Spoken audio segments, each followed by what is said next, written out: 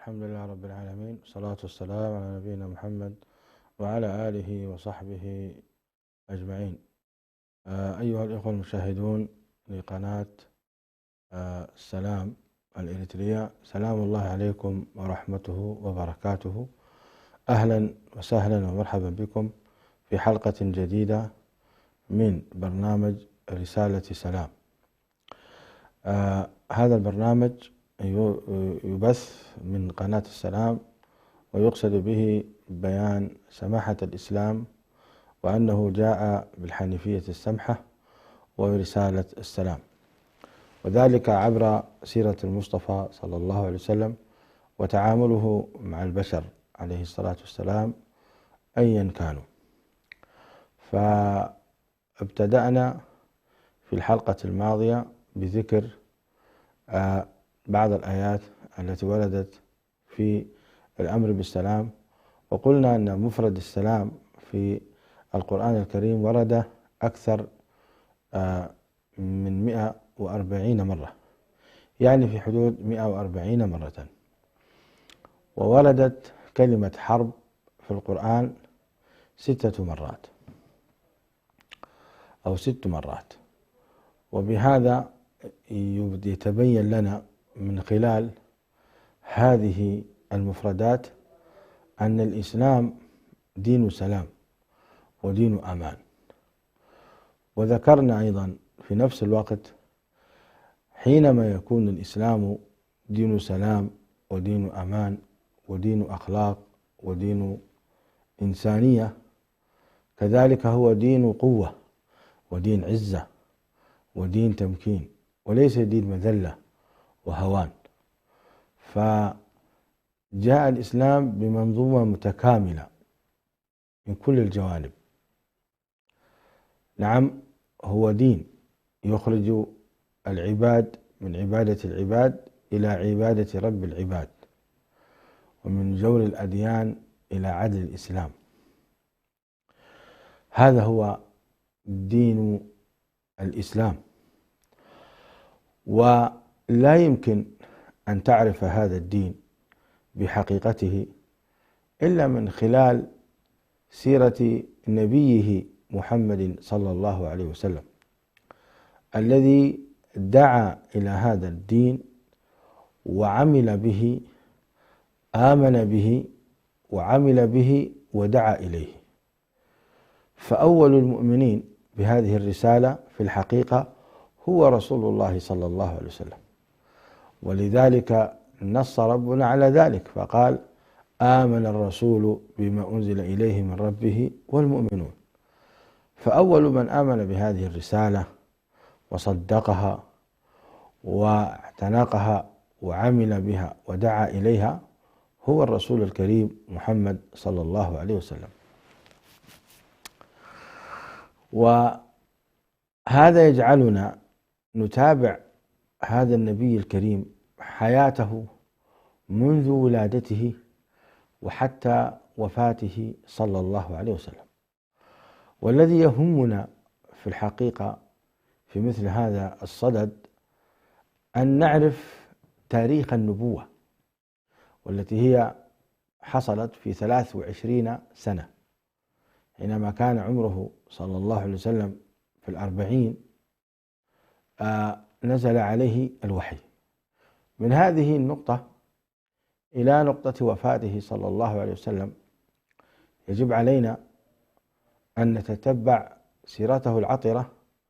أكانت سيرة فيها حرب وقتال ودماء وظلم وجور، أم هي سيرة عطرة فيها إثبات للعدل وفيها نشر للسلام ومحاربة للظلم؟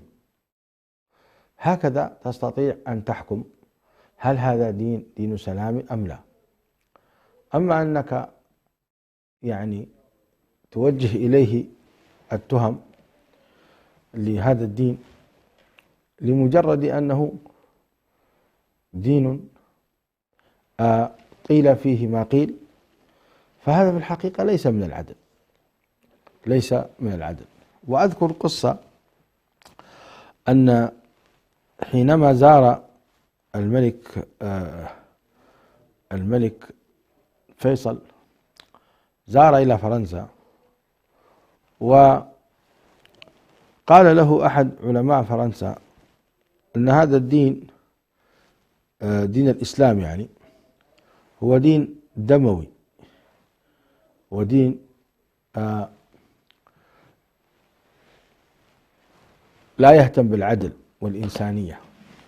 فقال له الملك فيصل: من أين أتيت بهذا؟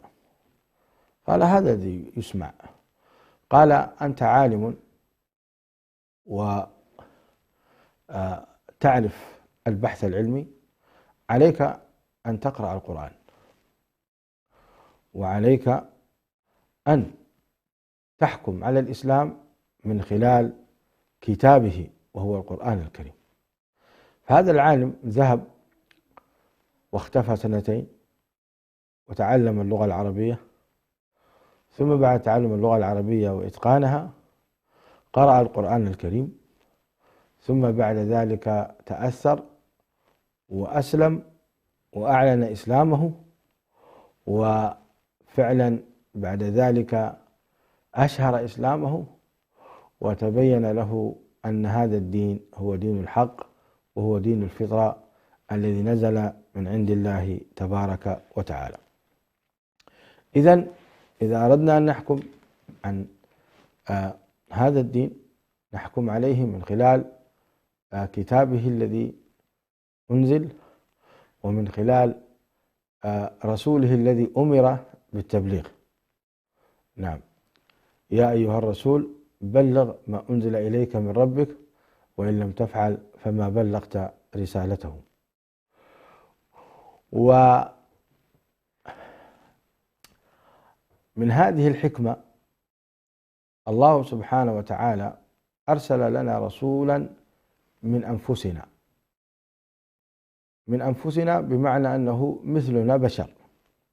ولو كان هذا الرسول ملائكة أو كان خلقا آخر لكان علينا حجة أو لنا حجة عند الله أن نقول: من أرسلته هو ليس من جنسنا ولا يستطيع أن يعمل بعملنا، ونحن لا نستطيع أن نعمل بعمله، فلذلك لا يمكن نحن أن نعبد الله كما ينبغي. لأجل أن لا تكون هذه الحجة أمر الله سبحانه وتعالى وقضى أن يرسل رسولا من أنفسنا ويكون بشر. قل إنما أنا بشر مثلكم. الفارق فقط يوحى إلي أن النبي عليه الصلاة والسلام ينزل عليه الخبر من السماء، والأوامر تنزل عليه من السماء، ينزلها الروح الأمين جبريل عليه السلام. هذا مخفي عننا غيبا لحكمة هو الله يعلمها. نحن لا نرى جبريل في حقيقته ولا نرى الملائكة، ولكن نؤمن بهذا، نؤمن ونصدق كأنما نراه بين عيوننا. وهذا هو السر في كون الله سبحانه وتعالى ابتلى بني آدم، ابتلاهم هل يؤمنون بالغيب أو لا. فلذلك قال: ألف لام ميم ذلك الكتاب لا ريب فيه هدى للمتقين الذين يؤمنون بالغيب. أول وصف لهم بعد التقوى أنهم يؤمنون بالغيب، فمن غير الإيمان بالغيب لا يمكن أن تحقق أنت التقوى. ولكن هذا الغيب أيضا جعل الله له قرائن تجعلك تصدق كأنما هو أمامك، كأنما هذا الأمر يشاهد أمامك. فمثلا جبريل عليه السلام نزل على نبينا صلى الله عليه وسلم عدة مرات في صور مختلفة، وبعضها رآه الصحابة رضوان الله عليهم. فتارة كان ينزل في صورة دحية الكلبي رضي الله تعالى عنه وأرضاه، وكان وسيما وجميلا. وكان تارة ينزل في صورة أعرابي، كما في حديث عمر بن الخطاب رضي الله عنه وأرضاه حينما جاء أعرابي فجلس إلى النبي صلى الله عليه وسلم شديد سواد الشعر شديد سواد الثياب لا يعرف منا أحد. كل هذه الأوصاف ذكرها عمر بن الخطاب لجبريل عليه السلام، فوضع يديه على ركبتيه وأسند ركبتيه على ركبتيه ووضع يديه على ركبتيه وقال: يا محمد ما الإسلام؟ الحديث معروف متفق عليه في صحيح البخاري. إذن هذا مشاهد. فلما ولى قال النبي عليه الصلاة والسلام: أتدرون من السائل يا عمر؟ قال: الله ورسوله أعلم. قال: هذا جبريل أتاكم يعلمكم أمر دينكم. إذن لابد لنا أن نعرف هذا الدين من خلال سيرة النبي صلى الله عليه وسلم. وكنت أتمنى أن مشايخنا وأساتذتنا الذين تعلمنا عليهم الدين أن يعلمونا تفاصيل هذا الدين من خلال سيرة النبي صلى الله عليه وسلم، وليس أن يفردوا مثلا مادة العقيدة لوحدها، ومادة الفقه بمفردها، ومادة التاريخ بمفرده، والتفسير بمفرده، والحديث بمفرده. ممتاز، ولكن أفضل من هذا أن يتعلم الطالب الإسلام وتعاليمه من خلال السيرة النبوية عبر 23 سنة. ممكن هذه 23 سنة تختصر في 2 في 4 سنوات، يدمجون مثلا مرحلة ما قبل النبوة، المرحلة المكية، ثم المرحلة الهجرة والتمكين. ولكن تدرس هذه الأمور من خلال التنزل التاريخي. يعني القرآن الكريم معاشر المشاهدين نزل منجما على نبينا محمد صلى الله عليه وسلم عبر 23 سنة وعبر أحداث. نزل مؤدبا وموجها وواعدا ووعيدا، كل هذا نزل به هذا القرآن الكريم موجها مؤدبا وآمرا بالمعروف وناهيا عن المنكر في أحداث معينة، وبعضها بدون أحداث تتنزل عن النبي صلى الله عليه وسلم. ولكن هذه معاشر المشاهدين دونها العلماء بتواريخها. ولذلك القرآن الكريم لا شك أن تنزيل السور في أماكنها وقفي. هو النبي صلى الله عليه وسلم الذي نزلها هكذا، وجعل القرآن الكريم يبدأ بسورة البقرة وينتهي بسورة الناس، يبدأ بالفاتحة وينتهي بسورة الناس. هذا الترتيب لا شك أنه ترتيب تعبدي جاء من عند الله تبارك وتعالى على لسان رسول الله صلى الله عليه وسلم. ممتاز. ولكن ما المانع أن نتعلم القرآن الكريم من خلال التنزل التاريخي للنبي عليه الصلاة والسلام. فأنت حينما تتعلم الدين وتعاليمه ستعرف من خلال سيرة النبي صلى الله عليه وسلم أمور كثيرة، سيزيد إيمانك، وتعلم ما لاقاه النبي صلى الله عليه وسلم من ولاء وشدة وتعب في تبليغ هذا الدين. وكذلك ستتعرف على أسباب النزول لكل آية ولكل سورة، ثم ستخرج بعد ذلك بنفسية عالية. مثلا مسائل الفقه ومسائل العقيدة ومسائل التوحيد، مناقشة النبي صلى الله عليه وسلم لكفار قريش في ترك الشرك والبدع والخرافات، مناقشته صلى الله عليه وسلم بالأمر بالمعروف وصلة الرحم إلى آخر ذلك. حينما وما المانع أيضا أن يقوم علماؤنا الكرام من علماء الحديث أن ينشروا الحديث النبوي من خلال التاريخ، من خلال تاريخ التلفظ به. فإذا كان النبي عليه الصلاة والسلام عاش 23 سنة ونطق بأكثر من 100,000 حديث ودونها العلماء، بقي أن ينزلوها لنا على حسب التواريخ فتنزل. فنتعلم ما الذي قاله عليه الصلاة والسلام في السنة الأولى، وما الذي قاله عليه الصلاة والسلام في السنة الثانية، وهكذا يعلموننا بحسب الوقائع والأحد، كأنما أبعث النبي صلى الله عليه وسلم مرة أخرى قدر المستطاع. فيتبين لهم نص الحديث مثلا: اتق الله حيثما كنت وأتبع السيئة الحسنة تمحها وخالق الناس بخلق حسن، أو إنما الأعمال بالنيات وإنما لكل امرئ ما نوى. أخرجه الإمام البخاري من حديث عمر بن الخطاب. هذا الحديث متى قاله النبي صلى الله عليه وسلم؟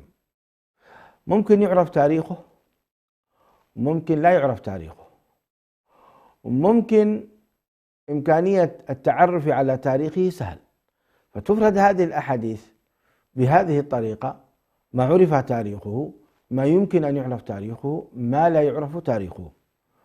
فإذا أفردنا هذه الأحاديث ونشرناها في السيرة النبوية خلال 23 سنة سيخرج لنا يعني علم فريد وجديد ممكن أن يعني يؤثر الآخرين. ثم هذه الأحاديث إخواني الكرام، بعد أن يعني أهل العلم والحديث والاختصاص يفردون الصحيح منها والحسن، ويبعدون الموضوع والضعيف، أو يستفيدون من الضعيف في بعض الأحيان حسب اجتهاداتهم، هذه تكتب في سيناريو وكأنه فيلم نحن نراه في سيرة حبيبنا صلى الله عليه وسلم، مع الانتباه والعمل بالضوابط الشرعية، وينزل هذا الفيلم ويعرف به العالم كله: هذا هو نبينا محمد صلى الله عليه وسلم الذي بعث، وهذه الوقائع التي مرت به صلى الله عليه وسلم. نعم. وبهذا نستطيع أن نفهم الدين الإسلامي. أما أن تدرس العقيدة بمفرده، وتدرس الفقه بمفرده، والحديث بمفرده، أتوقع أن هذا أثره جيد، ولكن ليس كأثره. ألا ترى أنك أخي الكريم إذا قرأت في السيرة النبوية أو في سيرة أحد السلف الصالح من أبو بكر وعمر وعثمان تتأثر كثيرا؟ وهذا هو المقصود. ولذلك معاشر المشاهدين، جاء القرآن ثلث القرآن في بيان وذكر قصص السابقين، ثلث القرآن. يعني القرآن فيه 3 أمور: يتكلم عن الجنة والنار، يتكلم عن العقائد والأحكام الفقهية وغيرها، ويتكلم عن قصص السابقين من المؤمنين وغير المؤمنين. هذا هو القرآن الكريم، خلاصته هذه 3 أمور. ولذلك حينما ترى أن القرآن يعطي ثلثه لعرض القصص والعبر: لقد كان في قصصهم عبرة لأولي الألباب ما كان حديثا يفترى، هذا يدلك أخي الكريم على أنك أنت يعني تتأثر بالواقع الذي أمامك، فتعرف إذا كنت من المؤمنين سيكون مصيرك مصير من آمن بالأنبياء والرسل وأنهم نجوا ودخلوا الجنة ورضي الله عنهم. وأيضا ستعرف أن إذا لم تكن مؤمنا سيكون مصيرك مصير والعياذ بالله قوم عاد وثمود ولوط وما قوم هود عنكم ببعيد. رأيت كيف؟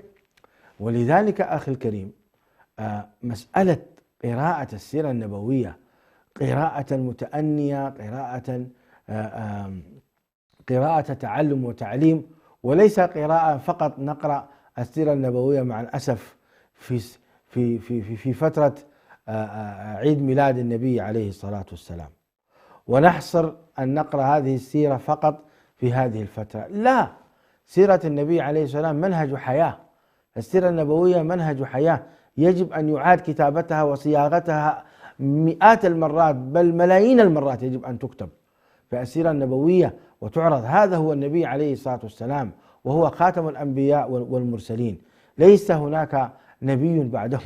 ولذلك الله عز وجل حفظ لنا سيرته كأنما هو أمامنا وواقف.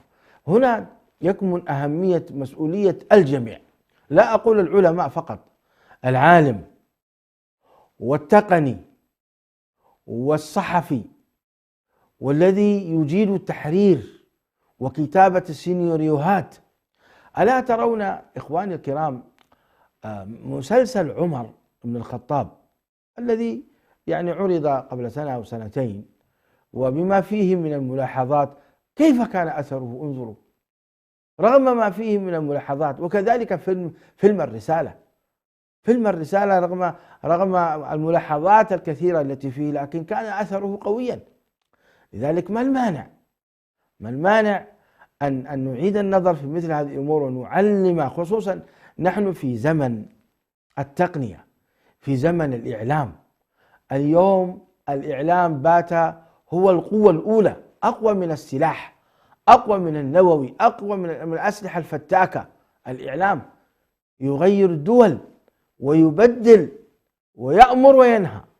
فكان حقيقة أن نعيد النظر في هذا المجال في كيفية عرض سيرة نبينا محمد عليه الصلاة والسلام وما نزل عليه من القرآن والحكمة، نعرضه للبشرية بأفضل صورة وأحسن هيئة وأفضل طريقة. هذه الوسائل التي خلقها الله تبارك وتعالى معاشر المشاهدين هي وسائل للجميع، كما قال بعض العلماء، ويعجبني قولهم حينما قالوا لم تتح للأنبياء.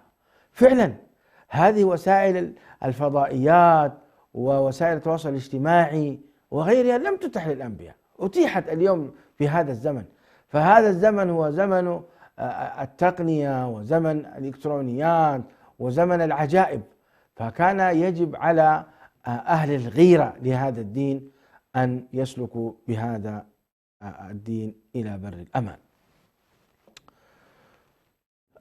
معاشر المشاهدين، قدمنا في الحلقة السابقة مقدمة عن رسالة السلام، وتحدثنا عن أن نبينا محمد صلى الله عليه وسلم عمل بهذا الدين وطبقه في نفسه أولا، ثم في أقرب الناس إليه وهم زوجاته. فزوجاته صلى الله عليه وسلم 13 امرأة، واللاتي توفي عليهن 9 نسوة، عاش معهن صلى الله عليه وسلم أكثر من 10 سنوات. نعم، عاش معهن صلى الله عليه وسلم أكثر من 10 سنوات. هؤلاء النسوة عشنا مع رسول الله صلى الله عليه وسلم بأمن وأمان واستقرار ورخاء وحب لا مثيل له. لم يرى قط حب أطهر من حب رسول الله صلى الله عليه وسلم، ولا تعامل أرقى وأفضل وأجمل من حب النبي عليه الصلاة والسلام لزوجاته.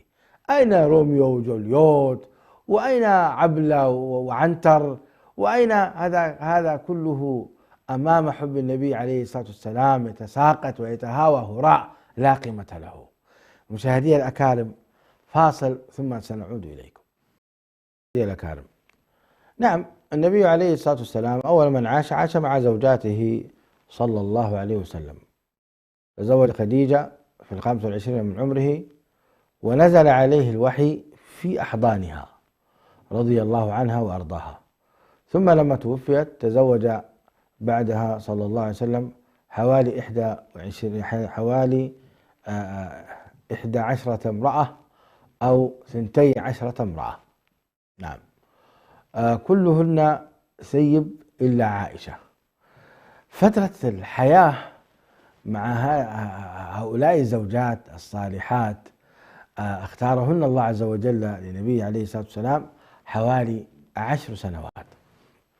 عشنا مع النبي صلى الله عليه وسلم في الحياة بجمالها ومرها وحلوها. عشنا مع النبي صلى الله عليه وآله وسلم. وأنت تتعجب حينما تقرأ سيرة النبي عليه السلام ومواقفه مع زوجاته، تعجب. لم يعب طعاما قط يقدمنه إليه، لم يضرب امرأة قط صلى الله عليه وسلم أبدا.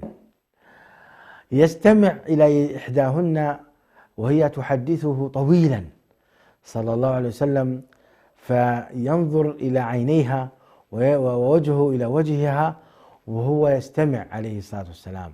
وفي نهاية الحديث يخبرها بأنها من أحب النساء إلى قلبه، وأنه سيكون صلى الله عليه وسلم كأفضل رجل كان في الجاهلية أو كأفضل رجل كان يتعامل مع زوجته في الجاهلية.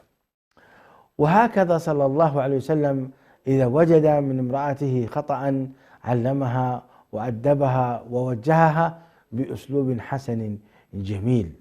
وكان صلى الله عليه وسلم يقدر الغيرة، فإذا غارت إحداهن تغاضى صلى الله عليه وسلم عن ذلك الخطأ وحاول أن يعالجه بسهولة عليه الصلاة والسلام. وكان صلى الله عليه وسلم رحيم بأبنائهن من غيره صلى الله عليه وآله وسلم، وعطوف بأبي هو وأمي عليه الصلاة والسلام. وكان صلى الله عليه وسلم. هذه الحلقة لا نستطيع أن نفرد، لكن نحن نقول الخلاصة أنه عليه الصلاة والسلام عاش مع زوجاته صلى الله عليه وسلم بأمن وأمان، بدليل أنه لما نزلت آيات التخيير بين أن يسرحن عليه الصلاة والسلام أو يبقينهن معه ويكون صابرات محتسبات، فجميعهن بالإجماع اخترنه صلى الله عليه وسلم. لم يكن هناك امرأة تقول أنا أريد الانفصال منك وأنا أريد الطلاق، أريد الفكة، رغم انشغاله عليه الصلاة والسلام وتعرضه للقتال في سبيل الله وكثرة سفره صلى الله عليه وسلم.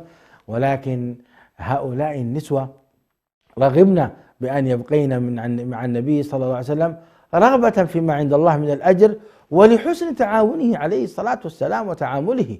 ولو كنت فظا غليظ القلب لانفضوا من حولك، هذا القرآن الكريم. ولو كان النبي عليه الصلاة والسلام شديد الغلظة شديد التعامل مع نسائه وأقرب الناس إليه لنفرنا منه صلى الله عليه وسلم، ولكنه كان غاية في الخلق والأدب وحسن التعامل وإعطاء الحق، حتى إنه عليه الصلاة والسلام ليستأذن الزوجة حتى يمرض عند الزوجة الفلانية، يستأذن عليه الصلاة والسلام وهو نبي عليه الصلاة والسلام. ولكن هذا النبي أمر أن يطبق هذا الدين على نفسه، فإذا احتاج أن يبيت ليلة ما عند امرأة غير التي يرغب استأذن وقال هل تأذنين لي أن أكون عند فلانة؟ وهكذا عليه الصلاة والسلام رأيناه صلى الله عليه وسلم في حياته مع زوجاته صلى الله عليه وسلم قد عاش بأمن وسلام. ثم أيضا عاش النبي عليه الصلاة والسلام مع أقاربه، فكيف كان تعامله مع أعمامه وعماته، وكيف كان تعامله صلى الله عليه وسلم مع أبنائهم، يعني أبناء عمومته صلى الله عليه وسلم كعلي بن أبي طالب وعبد الله بن عباس وعبد الله والزبير ابن العوام ابن عمته صلى الله عليه وآله وسلم وابنه عبد الله أيضا. كل هؤلاء تعامل النبي صلى الله عليه وسلم معهم بأمن وسلام ورخاء ورقي صلوات الله وسلامه عليه. تعامله عليه السلام مع الأقارب، كيف تعامل صلى الله عليه وسلم مع الجيران؟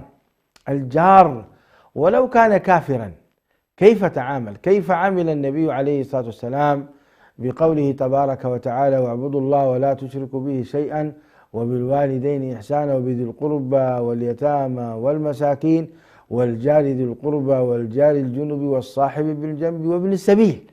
كيف طبق عليه الصلاة والسلام هذه الآية في نفسه؟ كان النبي صلى الله عليه وسلم أحسن الناس جوارا عليه الصلاة والسلام، وكان لا يؤذي جاره أبدا، وإذا أذاه جاره كان أكثر الناس تسامحا صلى الله عليه وسلم. هكذا عاش عليه الصلاة والسلام مع الجار، حتى لو كان جاره ليس بمسلم فقد كان يتعامل معه النبي عليه الصلاة والسلام برقي وأمن وسلام. كيف تعامل النبي صلى الله عليه وسلم مع بقية الجيران، وهو القائل عليه الصلاة والسلام ما زال جبريل يوصيني بالجار حتى ظننت أنه سيورثه. كيف تعامل النبي صلى الله عليه وسلم مع الأحفاد وأبناء الأبناء؟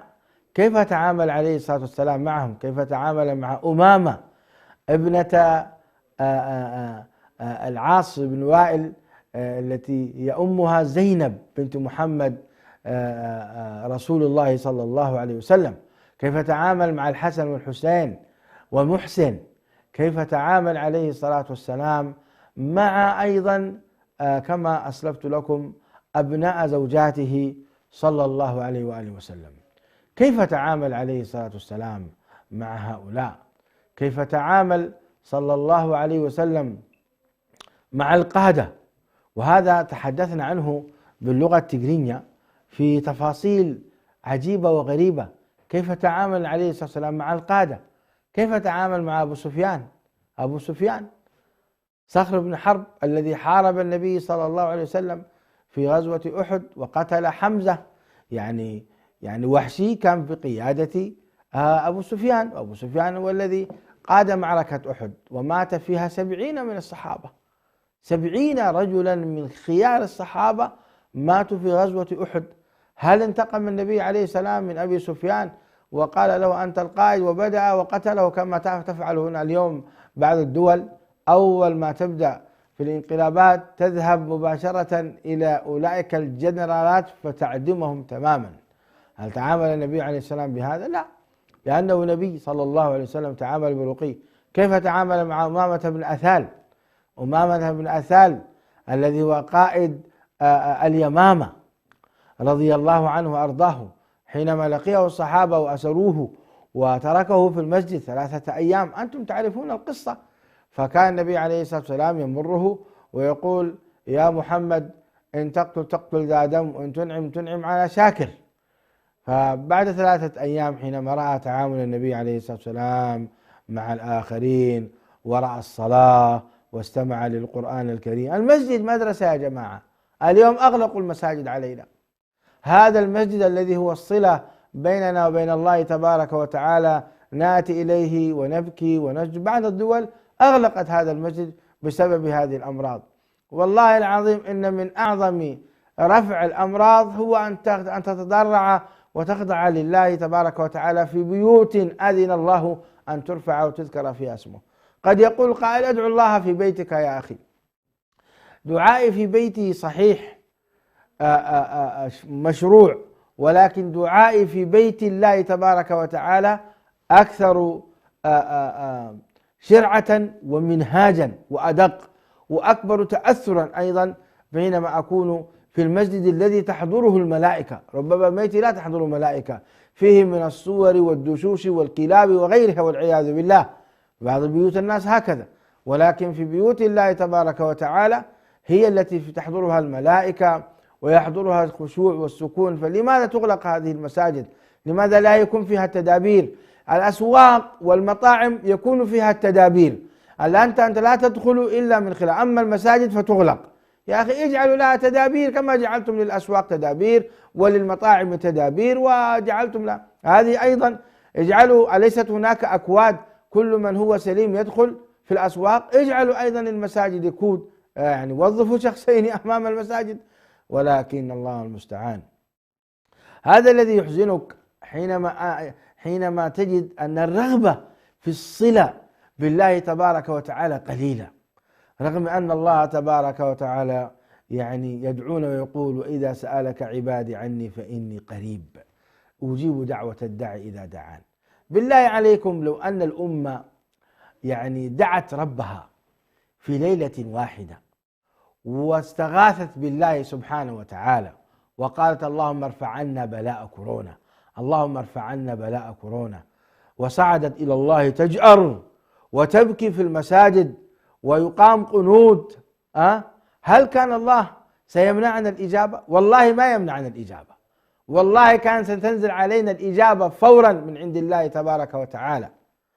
يا جماعة في بلدنا حينما كان يعني يصيبنا من القحط ما يصيبنا، كانت أمهاتنا يقومن يأتينا بالتطوق، تعرفون تطوق، يأتينا بهذا التطوق أمهاتنا ويطبخنه في بعض الجبال ويقولون يا جمال يا عفو، وهكذا تأخذ الأم بعض من التطوق وترميه يمنة ويسرا لتأكل الدواب. ما كنا يرجعن هؤلاء النساء إلا وقد نزل عليهن المطر، رغم أن هذا غير مشروع، ولكن لتعلق القلب بالله. في هذه الفترة لا يذكر عبد القادر الجيلاني ولا يذكر أدم الكناني، إنما يذكر الله سبحانه وتعالى. رأيتم التوحيد؟ أنا عشت هذه الفترة ورأيت أمهاتنا والله ما تقول لا عبد القادر الجيلاني تحدرونا توكلنا، غير موجود هذا، إنما موجود يا جمال يا عفو يا جمال يا عفو يا جمال يا لطيف. يقصدون الجمال هو الله سبحانه وتعالى، وإن كان لا أدري هل هذا اسم من أسماء الله تبارك وتعالى. إن الله جميل يحب الجمال، هذا وصف من أوصافه لا شك، نعم، لكن هل هو اسم من أسمائه؟ لكن اللطيف اسم من أسماء الله تبارك وتعالى. وكنا هؤلاء النسوة والعجائز يعني يوزعن هذه الصدقة على البهائم كأنهن يقولن يا رب كما نحن نوزع هذه البهائم ونعطي يعني بهائمك ومن خلقته، فنحن خلق من خلقك، أسقنا وأنزل علينا الأمطار. يعودن إلى بيوتهن وقد نزلت أمطار للتو فورا.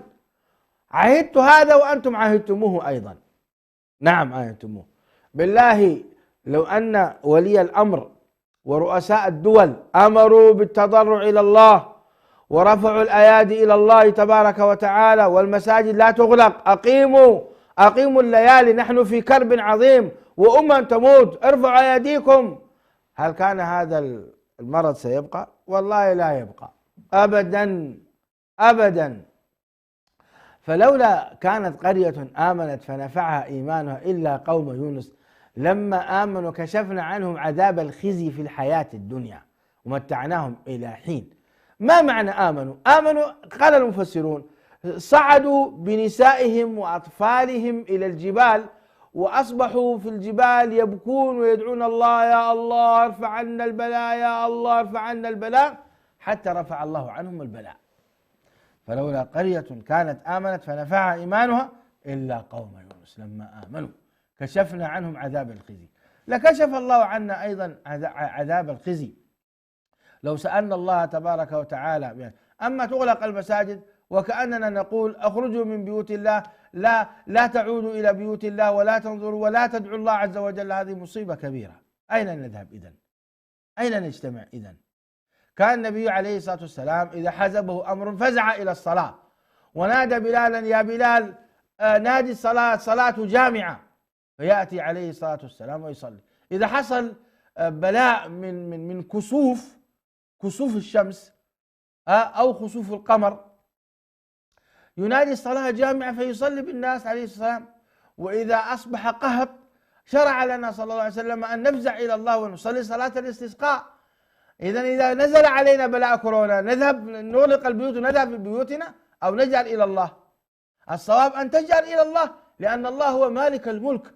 هذه الجرثومة أو هذا الفيروس الذي فتك بالعالم كله خلقه الله خلقه سبحانه وتعالى ليرينا ضعفنا وليري ضعف هذه الأمة، ولذلك كان علينا أن نتضرع إلى من خلق هذا الفيروس ونسأله أن يرفع عنا البلاء. والله ما كان سيردنا الله. أما نأتي ونغلق المساجد كان هذا خطأ كبير من القيادات التي يعني هي مسؤولة أمام الله سبحانه وتعالى عن هؤلاء المسلمين. لماذا نحن ذكرنا هذا الموضوع، موضوع الفيروس، ودخلنا في ما يتعلق به؟ نحن كان حديثنا أن النبي صلى الله عليه وسلم تعامل بالحسنى وسلام وأمن وسلام مع الجيران، يعني بدأنا من الزوجات ووصلنا إلى الجيران، وكان صلى الله عليه وسلم نشر السلام والمحبة والألفة بين الجوار، ونشر السلام والمحبة والألفة أيضا بين المؤمنين. لما هاجر عليه الصلاة والسلام كان أول عمل قام به أنه آخى بين المهاجرين والأنصار. انظروا إلى نشر السلام، آخى بينهم حتى أن المهاجر يرث الأنصاري والأنصاري يرث المهاجر. وصل بهم التآخي إلى هذه الدرجة. شوفوا إلى نشر السلام. هل رأيتم قوم يأتي أحدهم ويعرض على أخيه يقول له يا أخي هذا مالي نصفه لك ونصفه لي، وهاتان زوجاتي أو زوجتي، فاختر ما شئت لأطلق إحداهن التي ترغب فيها أنت. يا جماعة، والله هذا ما وجد حتى في تاريخ الأولين. يعني يعرض زوجتين، في أكيد واحدة منهم يحبها، عاش معها ويرغب فيها، لكن حب الله وحب رسوله طغى على هذا، وعنده استعداد يطلقها من أجل الأخوة في الدين والسلام. أعطونا بالله مثل هذا في قصص روميو وجوليوت، ولا أعطونا قصص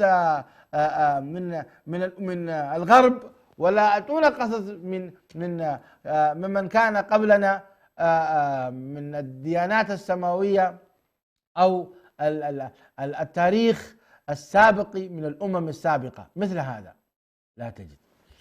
ولذلك رضي الله تبارك وتعالى عن الصحابة وذكرهم في القرآن الكريم، يعني نشروا أروع المثل في تحقيق السلام. يا إخوان، يا إخوة، السلام الذي نشره النبي صلى الله عليه وسلم نال حتى المشركين، حتى المشركين أصابهم شيء من هذا السلام ومن هذا الأمن الذي قرره النبي صلى الله عليه وآله وسلم. دعونا نكمل. فآخى بين الصحابة ونشر السلام صلى الله عليه وسلم فيما بينهم، ثم انطلق صلى الله عليه وسلم في تقوية العلاقات في الداخل. وكان في المدينة يعيش مذاهب أخرى، خلينا نسميها مذاهب أخرى، يعني أديان أخرى. الديانة اليهودية، وهي كانت متمثلة في بني قريظة وبني النضير وبني قينقاع. وكان هناك أيضا منافقين، وكان هناك أيضا مشركين لا يزالوا على دين آبائهم والعياذ بالله. هؤلاء كان مجتمع المدني. المجتمع المدني يتكون من 5 أصناف: المهاجرين والأنصار والمنافقين مع الأسف واليهود والمشركين. هؤلاء كلهم كيف عاش النبي صلى الله عليه وسلم معهم 10 سنوات؟ كيف؟ أليس لنا من حقنا أن نسأل كيف كانت حياته صلى الله عليه وسلم مع هؤلاء، وهو الحاكم في ذلك البلد، هو الحاكم عليه الصلاة والسلام في ذلك البلد. فهل أجبر اليهود على الدخول في الإسلام؟ وهل رفع السيف على رؤوسهم إلا أن تؤمنوا أو سأضرب أعناقكم؟ ما الذي فعله عليه الصلاة والسلام؟ لا، أعطاهم الأمن والأمان والسلام، وكتب معهم معاهدة. وهذا يدل على أن النبي صلى الله عليه وسلم يعترف بهم كمواطنين في المدينة المنورة، وأن لهم حق المواطنة وحق العدالة، وأنه صلى الله عليه وسلم يعني يعطيهم كلمته صلى الله عليه وآله وسلم من العهد الذي تم توقيعه فيه 38 بند. من هذه البنود العيش بسلام في المدينة المنورة، وأن إذا حصل بين المدينة المنورة وبين عدو خارجي أن يتعاونوا جميعا في صد ومحاربة هذا العدو. وإذا حصل أيضا هناك خطأ في القتل أو شيء من هذا القبيل يشاركون المسلمون واليهود في دية المقتول. هذا كله منصوص عليه في البند الذي وقعه صلى الله عليه وسلم مع هؤلاء. إذن عاشوا بأمن وسلام. ولكن من الذي غدر؟ من الذي غدر هذه المعاهدة؟ ما كان لنبي أن يغدر عليه الصلاة والسلام. النبي صلى الله عليه وسلم التزم بالمعاهدة، والتزم صلى الله عليه وسلم بالكلمة حتى مع كفار قريش في قصة غزوة الحديبية وغيرها، وقصة أبي بصير. التزم النبي عليه الصلاة والسلام بالمعاهدة، وسلم أبي بصير أو أبا بصير، سلم أبا بصير للمشركين، وقال مسعر حرب لو كان معه رجال، ويح أمه مسعر حرب لو كان معه رجال. أعطاه صلى الله عليه وسلم بعض الإشارات فقط أما أنه وفى بالعهد، نعم وفى بالعهد. هل هناك سلام ووفاء بعهد وعمل بما أمر الله به أفضل من هذا؟ لا والله. ولذلك لما غدر بنو قينقاع فقتلوا عروا تلك المرأة المسلمة، عروها، أمر النبي صلى الله عليه وسلم بإجلائهم جميعا من المدينة المنورة، لأنهم نقضوا العهد. نعم نقضوا العهد.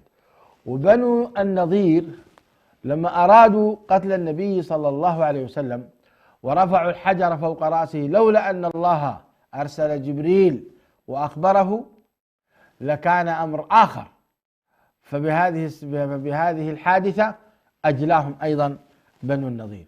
أما بنو قريظة فكانت مصيبتهم أعظم، وكان الحكم عليهم ما حكم به سعد بن معاذ، وليس حكم رسول النبي عليه الصلاة والسلام، وهذا أيضا للتاريخ. سعد بن معاذ أحد سبحان الله قيادي الأنصار وأحد سادات الأنصار. سعد بن معاذ هو الذي أمر بالقضاء على بني قريظة الذين كان بينهم وبينهم حلف في الجاهلية. فلما رأى غدرهم وخبثهم وإجرامهم حكم رضي الله عنه وأرضاه أن يقتل مقاتليهم، فضرب النبي عليه الصلاة والسلام أعناقهم جميعا لأنهم غدروا. أما غير ذلك فكان سلام وأمن وأمان. وهذا بالمناسبة هذا القتل أيضا هو سلام. أنت لا يمكن حقيقة أن تؤمن للسلام إلا إذا أنت قمت بقوة وحماية هذا السلام. فمن حماية هذا السلام يجب أن تكون هناك قوة أي تردع المجرمين والغادرين كأمثال اليهود. أسأل الله تبارك وتعالى أن ينفعنا بما قلنا، وأن يهدينا سبل السلام، وأن يمتعنا بسيرة حبيبنا صلى الله عليه وسلم، وأن يجمعنا به في دار كرامته، وأن يهدي قادتنا ورؤساءنا، وأن يهدي علماءنا للحق، إنه ولي ذلك والقادر عليه. أسأل الله تعالى أن يتجدد بكم اللقاء وأنتم على خير. أنتظركم في الأسبوع القادم إن شاء الله، والسلام.